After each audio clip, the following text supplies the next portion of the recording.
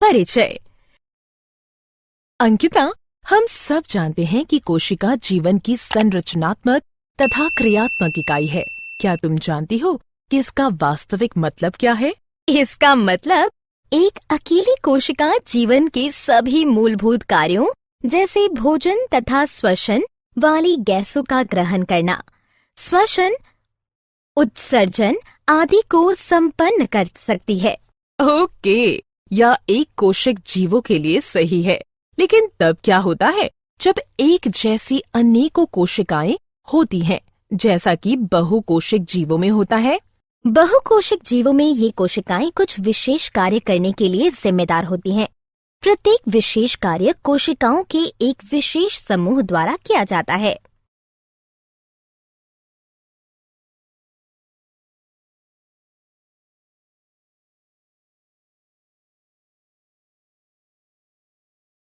हाँ, मुझे याद है कि तंत्रिका कोशिकाएं मस्तिष्क से शरीर के सभी भागों में सूचनाएं ले जाती हैं।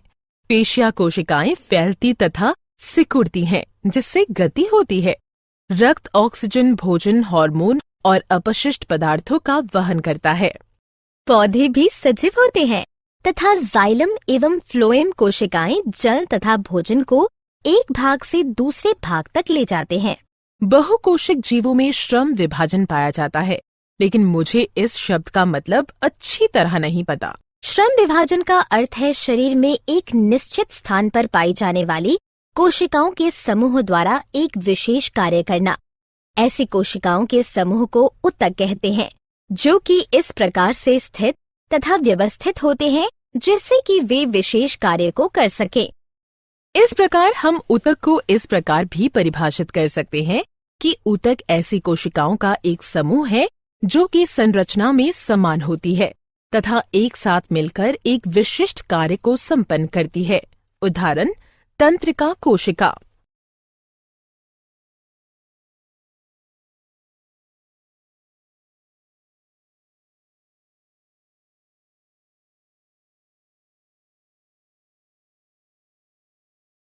उद्देश्य। इस पाठ के अंत में आप निम्न करने में सक्षम हो जाएंगे: ऊतक को परिभाषित करना, ऊतक के प्रकारों को पहचानना, पादप तथा जंतु ऊतकों में अंतर को जानना, पादप ऊतकों को जानना, पादप ऊतकों के प्रकारों को जानना, विभज्योतक के गुणों को पहचानना, विभज्योतक के प्रकारों को जानना, विभज्योतक के कार्यों को जानना, स्थायी ऊतक के गुणों को पहचानना, स्थायी ऊतक के प्रकारों को जानना, स्थायी ऊतक के कार्यों को जानना।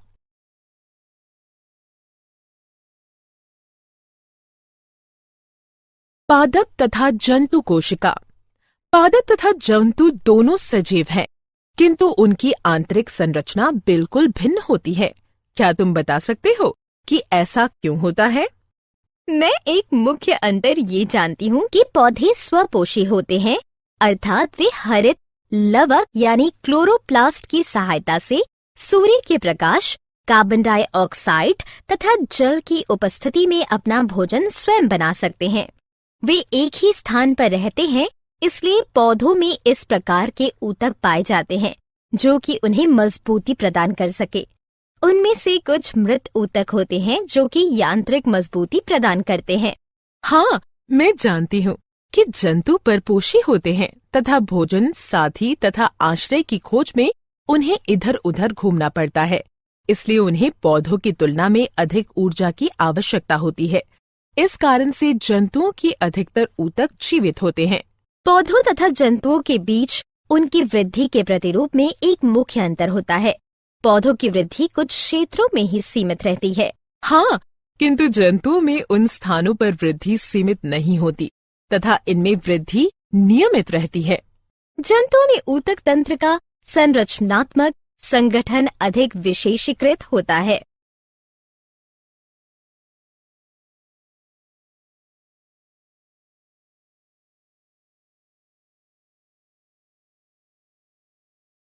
पादप ऊतकों के प्रकार। अंकिता, क्या तुम जानती हो कि ऊतकों की विभाजन क्षमता के आधार पर पादप ऊतक दो प्रकार के होते हैं, विभज्योतक तथा स्थायी ऊतक। ऐसे ऊतक जो कि लगातार विभाजित होते हैं तथा पौधों की लंबाई तथा परिधि में वृद्धि में सहायक होते हैं, उन्हें विभज्योतक कहते हैं। ये केवल पौधे की वृद्धि वाले क्षेत्रों में ही पाए जाते हैं। जबकि वे ऊतक जो कि विभज्योतक से बने होते हैं किंतु विभाजित होने की क्षमता खो देते हैं तथा अपना निश्चित आकार ले लेते हैं, उन्हें स्थायी ऊतक कहते हैं।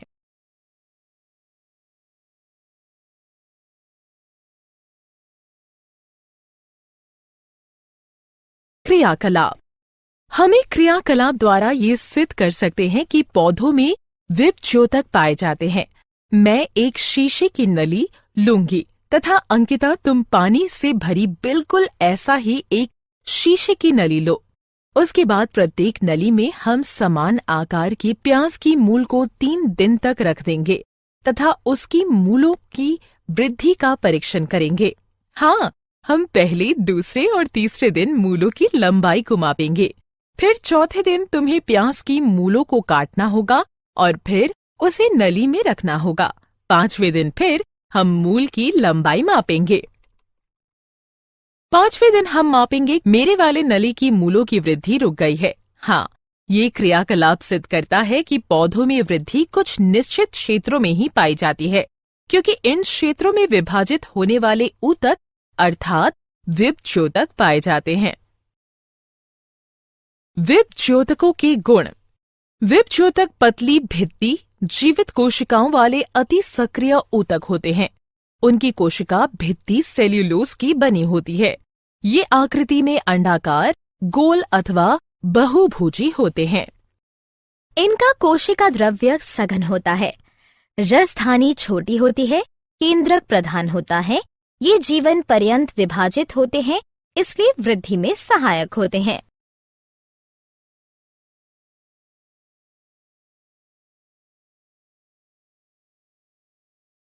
विभज्योतकों के प्रकार। विभज्योतक की उपस्थिति वाले क्षेत्रों के आधार पर इन्हें शीर्षस्थ, पार्श्वीय तथा अंतर्विष्ट भागों से वर्गीकृत किया गया है। जड़ों तथा तनों की वृद्धि वाले भाग में पाए जाने वाले ऊतक शीर्षस्थ विभज्योतक कहलाते हैं। जड़ों तथा तनों से पार्श्वीय हिस्सों अर्थात परिधि में पाए जाने वाले ऊतक पार्श्वीय विभज्योतक कहलाते हैं। तनों के पर्वों के निचले भाग में पाए जाने वाले ऊतक अंतर्विष्ट विभज्योतक कहलाते हैं।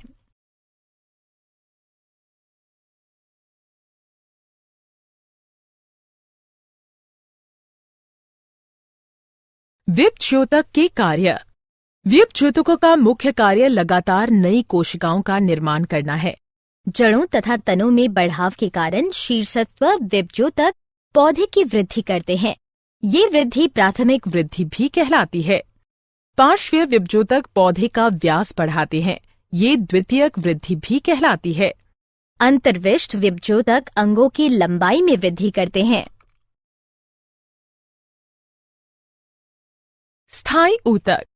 कुछ समय पश्चात विभज्योतक विभाजित होने की अपनी क्षमता खो देते हैं तथा एक विशेष कार्य को संपन्न करते हैं एवं स्थायी ऊतक का निर्माण करते हैं। इस प्रक्रिया को विभेदीकरण कहते हैं। विभेदित विभज्योतक विभिन्न प्रकार के स्थायी ऊतक बनाते हैं। स्थायी ऊतकों के गुण। स्थायी ऊतकों में कोशिकाएं पतली या मोटी भित्ति वाली, जीवित या मृत तथा परिपक्व होती है। स्थायी ऊतकों की आकृति अंडाकार, गोल, बहुभुजाकार अथवा फाइबर की तरह लंबी होती है। इनमें अंतराकोशिक स्थान पाया जाता है। कोशिका द्रव्य रसधानी युक्त होता है, क्योंकि इसके अंदर विभाजन होने की क्षमता नहीं होती, अतः ये वृद्धि में सहायक नहीं है।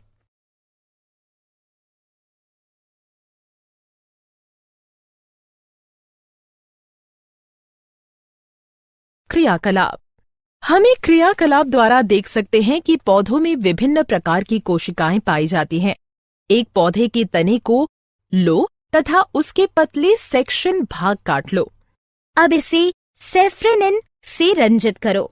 इसे स्लाइड पर रखो तथा ग्लिसरीन की एक बूंद डालो। अब इसे कवर स्लिप से ढक दो। अब सूक्ष्मदर्शी से इसका निरीक्षण करने पर हम विभिन्न प्रकार की कोशिकाएं तथा उनके विन्यास को देख सकते हैं। स्थायी ऊतकों के प्रकार। कोशिकाओं के व्यवहार के आधार पर स्थायी ऊतक दो प्रकार के होते हैं, सरल स्थायी ऊतक एवं जटिल स्थायी ऊतक। सरल स्थायी ऊतक उन कोशिकाओं के बने होते हैं जो कि कार्य तथा संरचना में समान होती है।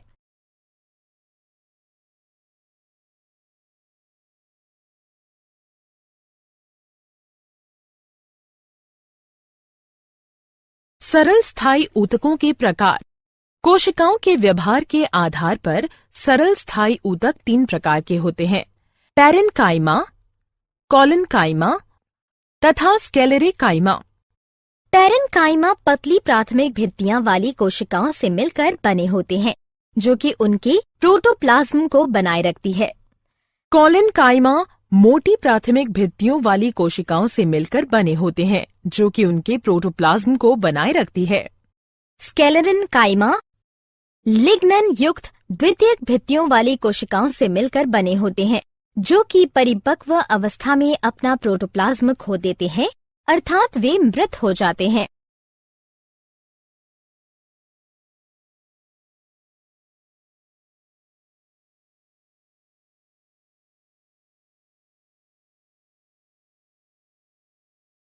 क्रियाकलाप।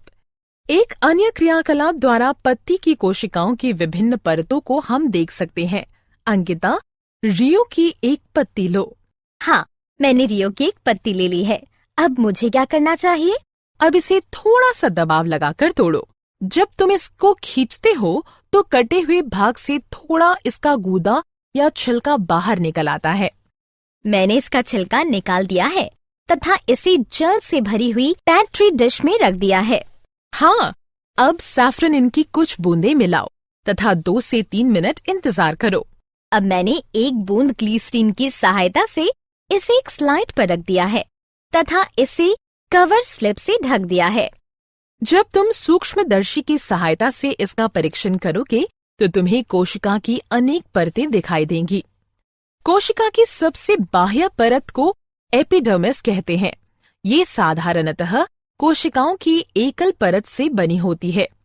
एपिडर्मिस की बाह्य तथा बराबर वाली भित्तियां आंतरिक भित्तियों के मुकाबले अधिक मोटी होती है। सभी पौधों की पूरी सतह पर एपिडर्मिस पाई जाती है। ये जल हानि के विरुद्ध यांत्रिक आघात तथा परिजीवी कवक के प्रवेश से पौधों के सभी भागों की रक्षा करती है। पत्ती की एपिडर्मिस में छोटे छोटे छिद्र होते हैं जिन्हें स्टोमेटा कहते हैं। स्टोमेटा के 2 वृक्क के आकार की कोशिकाएं घेरे रहती हैं जिन्हें रक्षी कोशिकाएं कहते हैं। ये कोशिकाएं वातावरण से गैसों के आदान प्रदान तथा वाष्पोत्सर्जन में सहायक होता है।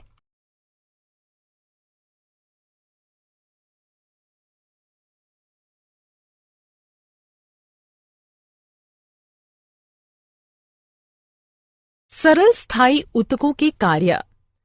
पैरेन्काइमा एक संचय ऊतक की भांति व्यवहार करता है। यह अपनी फूली हुई कोशिकाओं के कारण अन्य ऊतकों के मध्य स्थानों को भरता है तथा पौधे की आकृति को बनाए रखता है। ये भोजन को संचित करता है तथा उनका स्वांगीकरण भी करता है। पैरेन्काइमा तथा कोशिका भित्तियों द्वारा पदार्थों का संवहन होता है। उनके अंतराकोशिक स्थानों द्वारा गैसों को विनिमय भी होता है। वे पौधों के व्यर्थ पदार्थों जैसे टेनिन, गोंद, रेजिन आदि का संग्रह भी करते हैं। कॉलिन्काइमा एक यांत्रिक ऊतक है, इसलिए ये यांत्रिक सहायता तथा लचीलापन प्रदान करता है। स्क्लेरेन्काइमा मुख्यतः यांत्रिक होता है तथा सुरक्षा प्रदान करता है। ये पौधों को मजबूती, उभार तथा लचीलापन देता है। जटिल स्थायी ऊतकों के प्रकार। जटिल स्थायी ऊतक एक से अधिक प्रकार की कोशिकाओं से बने होते हैं। ये सभी कोशिकाएं परस्पर मिलकर एक इकाई के समान कार्य करती हैं। कोशिकाओं के व्यवहार के आधार पर जटिल स्थायी ऊतक दो प्रकार के होते हैं, जाइलम तथा फ्लोएम।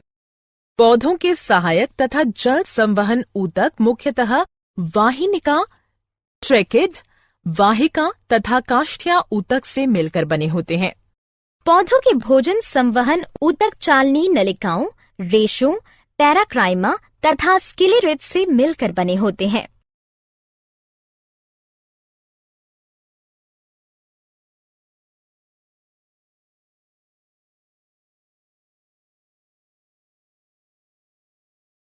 जटिल स्थायी ऊतकों के कार्य। जाइलम का मुख्य कार्य जड़ों से पौधों के अन्य मुख्य भागों तक जल तथा खनिज लवणों का ऊर्ध्वाधर संवहन करना होता है। फ्लोएम पत्तियों द्वारा प्रकाश संश्लेषण द्वारा निर्मित भोज्य पदार्थों को संचित अंगों तथा बाद में पौधों के वृद्धि वाले क्षेत्रों तक पहुंचाता है।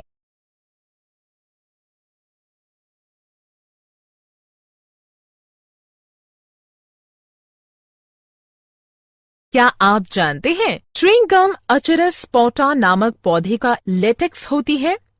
पादप जगत के स्केलेटन काइमा के अंदर सबसे लंबी कोशिकाएं पाई जाती हैं।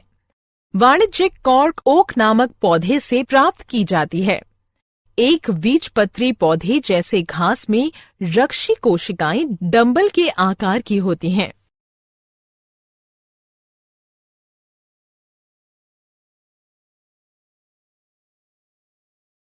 सारांश। आइए हमने जो कुछ सीखा है उसे संक्षेप में दोहराएं। ऊतक ऐसी कोशिकाओं का एक समूह है जो कि रचना तथा कार्य में समान होती है। पादप ऊतक मुख्यतः दो प्रकार के होते हैं, विभज्योतक तथा स्थायी ऊतक। विभज्योतक विभाजित होने वाले ऊतक होते हैं तथा पौधे की वृद्धि वाले भागों में पाए जाते हैं।